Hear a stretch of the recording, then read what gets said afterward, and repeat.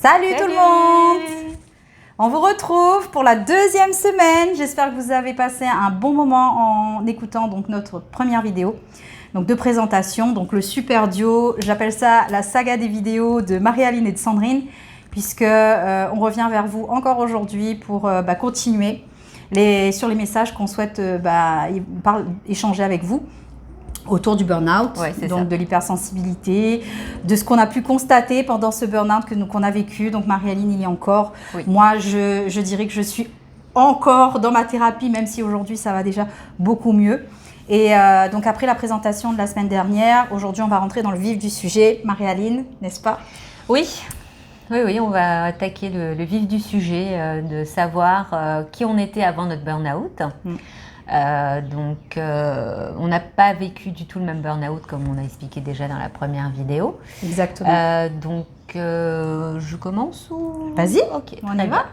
Alors, avant ce burn-out, j'étais plutôt une personne très ouverte, très sociale. Je sortais énormément, j'allais dans les bars, les restaurants, les concerts. Voilà, donc en plus des concerts plutôt très dynamiques, puisque je fais partie des rockers de l'île de la Réunion.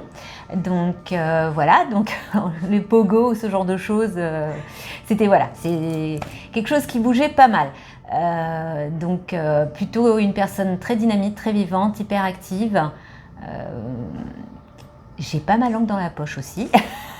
Bon, ça, c'est toujours resté. Sans blague. Mais voilà. Donc, le burn-out fait qu'à un moment donné, on s'efface et il y a certaines choses qu'on n'arrive plus à faire. Voilà. Donc, par rapport à ce qu'on était avant, j'ai une phobie sociale qui s'est créée. Voilà. Donc, mine de rien, vous voyez, elle disait qu'on n'avait pas vécu le même burn-out, mais il y a des choses, vous allez voir, qui sont quand même similaires. Et pour le coup, chez beaucoup de personnes en fait qui vivent le burn-out, ça se retrouve. Oui, c'est ça. Ce côté un petit peu isolement, devenir un petit peu asocial, d'avoir du mal à communiquer avec les gens, c'est-à-dire que voilà, on a un stade où, comme on fréquente énormément de personnes dans notre travail, après ça dépend de quel travail vous faites, moi j'avais affaire à beaucoup de personnes, je suis arrivée à un stade où sortir de chez moi, repartir dans des bars, des concerts, après il y a eu le Covid, c'est vrai qui a fait que ça a un peu limité, mais quand ça a pu commencer à se réouvrir, j'ai constaté que je n'arrivais pas à rester dans une pièce fermée avec plus de 5-6 personnes. Je suffoquais, j'arrivais pas à boire, c'était très très dur. Donc, alors je vous dis pas les réunions au travail, quand vous êtes plusieurs, ça devenait très complexe. J'avais des gouttes, je transpirais, j'avais les mains qui tremblaient, j'arrivais pas à respirer, enfin voilà. C'était quelque chose de très difficile à gérer. Et on ne se rend pas compte qu'on est en burn-out, alors on s'imagine plein de choses, on se dit peut-être qu'on a eu le Covid, puisque c'était la période du Covid, on se dit je suis fatiguée, on cherche plein de choses, le médecin cherche plein de choses aussi, et donc on reste avec nos symptômes, et c'est très compliqué pour une personne comme moi qui a eu l'habitude d'être très sociable et de voir beaucoup de personnes, de me retrouver à être très limitée dans mes mouvements et dans mes rencontres. Je ne vois plus grand monde à part un petit quota d'amis qui ont l'habitude et qui savent ce que je vis actuellement. Voilà. Donc le burn-out vous fait changer votre vision de la vie et vos ressentis. Donc c'est très très complexe de se retrouver à se lever le matin en se disant aujourd'hui il faut que je tienne, faut que je voie mes collègues, faut que je supporte les embouteillages, faut que je sens les énergies des gens dans les voitures qui sont à côté de moi, qui sont en train de crier, en train de râler parce qu'on est coincé dans les embouteillages et tout. Rien que ça, j'arrivais au bureau et j'étais épuisée, obligée de prendre des calmants, des Xanax, des trucs comme ça pour pouvoir gérer ma journée parce que je vibrais, je gérais pas du tout mon corps et ça devenait très très très compliqué pour continuer à travailler. Voilà. Et donc quand vous êtes comme ça, vous êtes aussi en surmenage émotionnel, puisque vous essayez de contrôler votre corps qui part en sucette. Voilà le terme. Il n'écoute rien, en fait, le corps. Voilà. Tu lui demandes d'aller à droite et non, il va à gauche. C'est ça. Et donc, les gens viennent vous parler et vous êtes... Mais quand est-ce qu'il part? J'en peux plus. Je ne tiens plus parce que tant qu'il est là, je ne peux pas. Donc, vous tenez, vous bloquez votre corps, vous le bloquez. Après, quand il craque, c'est l'horreur. C'est pire que tout. Et voilà, donc moi j'ai vécu 2 ans comme ça. Je suis encore actuellement en train de le vivre. Voilà. Il y a une question qui me vient, du coup, c'est super intéressant ce que tu disais. Et dans cette phase en fait que tu as eue, de prendre conscience que tu t'isolais, etc., est-ce que du coup tu as eu des signaux quand même physiques, des crises ou des moments difficiles au niveau santé? Oui. Bon, du coup, on a bien compris, on ne les écoute pas. Mais pour le coup, quel type de symptômes tu as pu vivre? Alors, moi, j'ai eu pas mal de symptômes. Le premier, comme je disais la dernière fois, c'est sur la route, hein, puisque bon, je faisais pas mal de routes, puisque je travaille entre 2 villes qui sont à l'opposé sur l'île de la Réunion, entre Saint-Denis et Saint-Pierre. Et on a une route qui est très connue, qui s'appelle la route en Corniche, qui est une route qui est la plus chère du monde actuellement, en construction.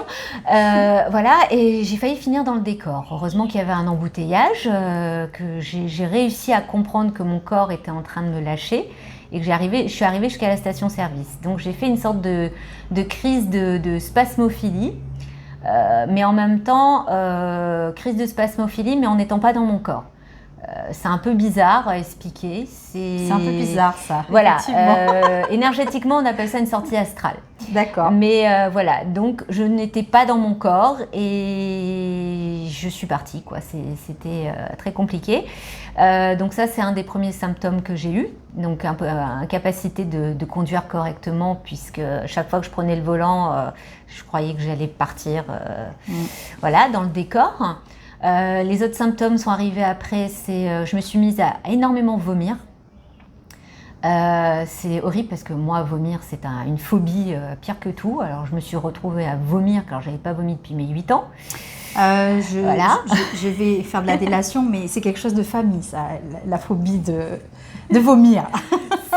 C'est horrible. Donc, ça a commencé pour les fêtes. Alors, les fêtes de fin d'année, Noël et tout, je me suis dit, bon, peut-être que je suis allergique aux huîtres, je peux plus supporter l'alcool et tout. Et non, ça continuait. Janvier, février, mars, je continuais à vomir et tout.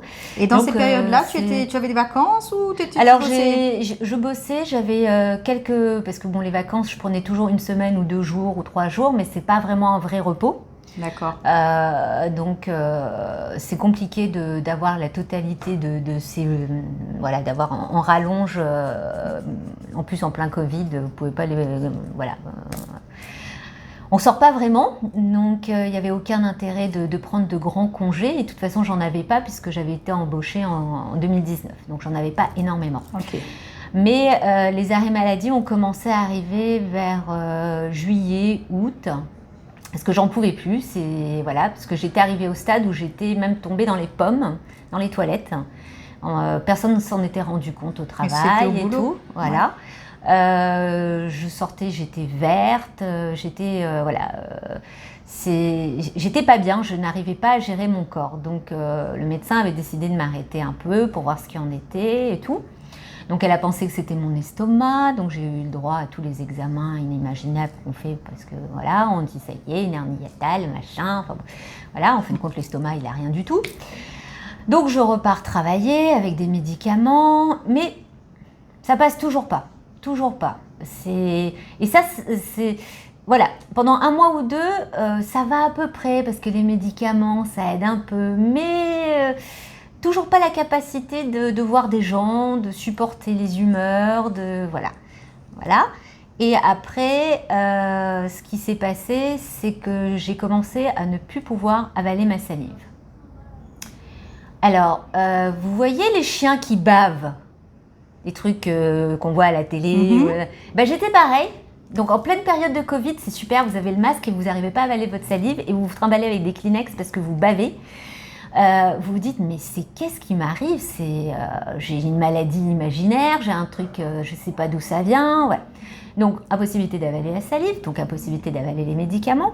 Donc petit à petit, ça a commencé à plus pouvoir avaler du liquide, avaler de la nourriture. Donc au final, c'est un peu comme de l'anorexie, hein. Donc le médecin commence à vous donner des anxiolytiques pour vous détendre. Donc vous prenez des anxiolytiques, vous continuez à travailler parce que il faut travailler. Donc vous faites abstraction, vous dites ouais non mais là ça doit être mon corps, il y a quelque chose mais bon ça va passer, c'est peut-être le Covid, on a du mal à gérer l'ambiance actuelle et tout, donc je n'écoute pas, je continue. Puis ma famille aussi m'incite à aller, non mais t'as un travail, rebooste-toi, ça va passer, ça doit être ton estomac, ne t'inquiète pas, évite d'y penser. Alors le truc, évitez d'y penser, car vous souffrez le martyre, vous vous tordez en deux. Ça c'est comme quand tu dis à un enfant, ne touche pas les choses qu'il y a sur la table, tu es sûr qu'ils vont toucher. Voilà, c'est ça. Voilà. Et votre corps, vous lui dites, non je ne dois pas t'écouter, mais lui, et que je te tords dans tous les sens. Ah ouais, tu veux manger? Non mais tu vas voir, moi je vais te faire de façon à ce que tu avales que dalle. Voilà, donc à un moment donné, vous en pouvez plus, mais vous tenez. Et puis vous avez cette pression au travail qui continue. Parce que comme par hasard, vous n'êtes pas la seule à avoir craqué. Donc le personnel, il petit à petit disparaît. Donc vous vous retrouvez toute seule à faire un boulot d'une, deux, trois. Voilà. Mais on vous dit, mais fais ton travail, finis ta journée. Après, quand tu rentres chez toi, tu ne penses plus. Sauf que déjà, vous êtes en souffrance parce que vous avez un truc qui ne va pas. Vous gérez en plus le manque de personnel, les ladis la fait, comme on dit chez nous à La Réunion. Et vous tenez. Mais vous rentrez chez vous, vous pleurez tous les jours. Pleurez tous les jours. Vous êtes une épave. Vous n'êtes même plus capable d'aller faire du sport parce que c'était peut-être le seul truc qui vous permettait de vider un peu votre tête. Mais comme votre corps ne suit plus, voilà, vous faites quoi? Vous vous levez, vous gérez toutes vos nausées et tous vos symptômes, vous retournez au travail, épuisé, mais vous faites toujours comme si rien n'était, mais sauf que vous souffrez le martyre. En plus, il faut porter le masque. Alors, quand vous avez envie de vomir, porter le masque. Enfin, ça a été... moi, j'ai vécu 2 ans d'enfer. 2 ans d'enfer. Et à un moment donné, donc moi, j'ai tout testé, médecin, un truc, pas trouvé, voilà. Je suis allée voir un énergéticien. Et l'énergéticien, il m'a dit, oulalalala, pouf. Alors, il faut arrêter de prendre le malheur de la terre entière. Ça aussi, c'est facile à dire. Ouais, consultation pour entendre ça, c'est top. Donc, je l'ai regardé, je fais, ah ouais, et on fait ça comment? Non, parce que comme je gère je sais pas combien de personnes, je fais ça comment? Ah oui, mais il y a des techniques. Donc, j'ai commencé à apprendre des techniques énergétiques, sachant que de base, j'y croyais pas plus que certains d'entre vous qui vont écouter la vidéo. Voilà, mais je me suis dit, au point où j'en suis, tu tentes tout. Ouais, on peut tout tester. Parce que là... on peut pas être plus mal, en fait. J'en peux plus, je peux plus continuer comme ça. Ouais. Donc, j'ai commencé à faire ce qu'on appelle des bulles de protection. Je vous expliquerai dans une autre vidéo. J'ai commencé, donc, l'énergéticien, je le voyais toutes les semaines. Il a remis mes auras en place parce que mes auras, elles étaient plus sur moi. Donc, je penchais continuellement à gauche, je marchais avec une canne. Donc, imaginez un peu, alors l'estomac, la canne, le truc, j'avais l'impression d'avoir 90 ans. Même ma grand-mère de 100 ans, elle était plus fraîche. Et quand on s'est présenté la dernière fois, on a quel âge? Rappelle-nous. 42 ans. D'accord. Et c'est arrivé, j'avais 40 ans. Ça fait 2 ans que je le supporte. Elle a pris le double. Voilà. En l'espace du burn-out, elle a pris le double. Physiquement, mentalement. Voilà. Donc donc ça a commencé à aller un peu mieux. Donc je gérais et tout. Sauf qu'il faut savoir que même si vous apprenez des techniques pour aller mieux, quand c'est pas fait pour vous, votre corps il continue. Donc pendant 6 mois j'étais tranquille et puis un jour ça a recommencé. Donc re-arrêt maladie. Et là, vous commencez à perdre des kilos parce que c'est de plus en plus grave, parce que là, vous ne pouvez rien avaler. Même le médicament qui va vous permettre de vous alimenter, vous n'arrivez pas à l'avaler. Et on vous dit, ouais, mais tu l'écrases dans l'eau. Mais je ne peux pas boire, donc je fais comment? Donc vous allez voir les médecins, vous allez aux urgences, vous allez SOS médecin. et tout. Ils vous regardent. Voilà. Donc, vous gérez, vous continuez à faire votre truc énergétique, vous continuez à trouver d'autres solutions. Voilà. Donc, vous allez faire du yoga, vous allez faire du tai chi. Vous faites plein de trucs. Donc, ça aide. Ça remet quand même en équilibre. Mais le corps, à un moment donné, il vous dit, bon, moi étant chamane, il m'envoie des messages en me disant, lâche prise. Alors je vois mon énergéticien, ils disent lâche prise, mais qu'est-ce qu'il veut dire vers lâcher prise? Parce que bon, on peut pas faire plus lâcher que léger, puisque puis il n'y a plus rien qui marche. Voilà, il me fait, non, c'est pas ça le lâcher prise. Il faut que tu arrêtes de prendre tout ce qu'il y a autour, les avis, les machins et tout. Bon, je me dis, je vais tenter. Ce qui est très difficile, très très difficile, parce qu'on a quand même un ego, on est des humains, on a un côté animal où on est toujours en défensive sur ce que pense l'autre ou pas. Donc on prend, mais on essaye de rester, oui ça va, merci, tu m'as traité de conne, mais je t'adore. Voilà, donc on essaye de garder, et à un moment donné, non, c'était pas ça le lâcher prise. Donc vous explosez, un petit truc de rien du tout vous fait éclater. C'est-à-dire que là, c'est plus possible. Là, c'est au maximum du maximum. Et là, vous lâchez tout. Et donc là, certains ne se lèvent plus. Moi, ça a été, je me mets à crier et à dire, allez tous vous faire voir. Voilà. Et le soir même, j'ai fait crise de tétanie, hyperactivité, spasmophilie. Sans pouvoir manger ni boire, j'ai fini aux urgences avec une piqûre sur les fesses pour calmer tout. Et pour pouvoir boire et manger, parce que même un Doliprane, je ne pouvais pas le prendre. Et j'avais un mal de crâne depuis 14h de l'après-midi. J'ai été à 3h du matin. Donc plus la tétanie, la spasmophilie, l'hyperactivité, ma famille croyait que j'allais mourir ce soir-là. Donc le lendemain, quand je me suis réveillée de tout ça, je me suis dit, ok, le lâcher prise, ça voulait dire, mais casse-toi, arrête. Arrête, tu peux plus, ton corps, il te dit, c'est pas pour toi, tu peux plus. Tu peux plus, tu arrives plus, c'est pas fait pour toi. Voilà. Donc, c'est très difficile parce qu'on est dans une société où on nous dit il faut gagner son salaire, tu as un boulot, tu as un super salaire, tu dois payer tes impôts, tu dois payer ta voiture, tu dois payer machin et tout. Mais ouais, mais si ton corps, il en peut plus, tu fais comment? Tu attends de finir dans un cercueil pour pouvoir payer? Tu payeras pas plus non plus, hein, donc voilà.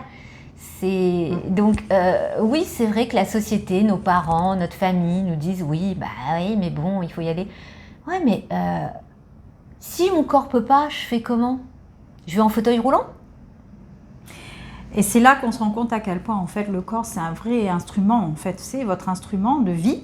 C'est celui qui vous permet de faire tous les gestes de la vie courante et aussi de pouvoir aussi mener votre vie comme vous l'entendez.